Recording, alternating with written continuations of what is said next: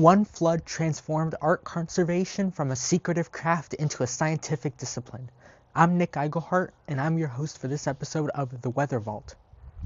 Before November 1966, restorers guarded their techniques like family recipes.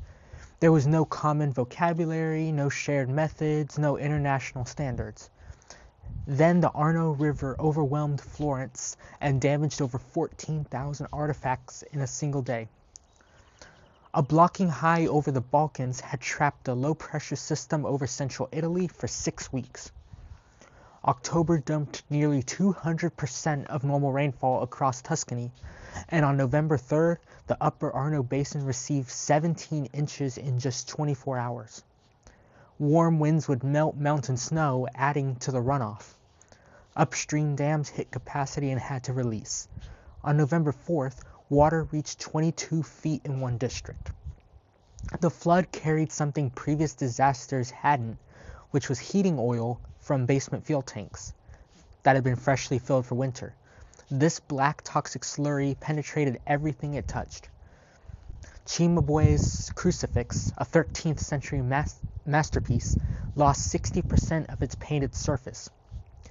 The heating oil soaked deep into wood and plaster where water-based cleaning couldn't reach. Books absorbed twice their weight in water, and mold destroyed them within 48 hours. Conventional drying would cause pages to stick together permanently. On panel paintings, the animal glues holding paint to wood simply dissolved. As works dried, salts crystallized beneath painted surfaces and caused paint to fall off months later. The crisis accomplished what tradition never could. International experts arrived speaking different languages with different methods, and they quickly realized that saving anything meant sharing everything. British bookbinder Peter Waters developed a 9-step phased conservation system from this collaboration, and it remains the standard today.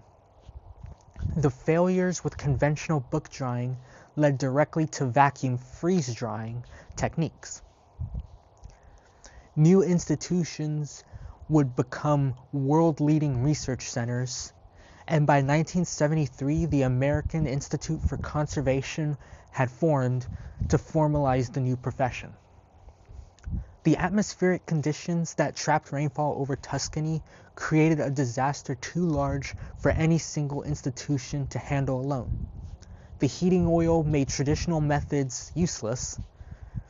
Together, they forced collaboration and innovation that redefined how humanity protects its cultural heritage.